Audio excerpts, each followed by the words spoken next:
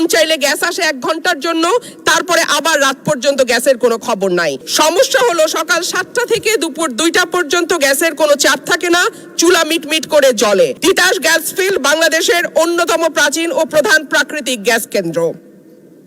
1962 সালে আবিষ্কৃত এই গ্যাস ক্ষেত্র থেকে বর্তমানে 22টি কূপের মাধ্যমে দৈনিক প্রায় 325 মিলিয়ন ঘনফুট গ্যাস জাতীয় গ্রিডে সরবরাহ করা হচ্ছে। 1991 সালে সরাইল উপজেলার সদর ইউনিয়নে গ্যাসের সংযোগ দেয়া হয়।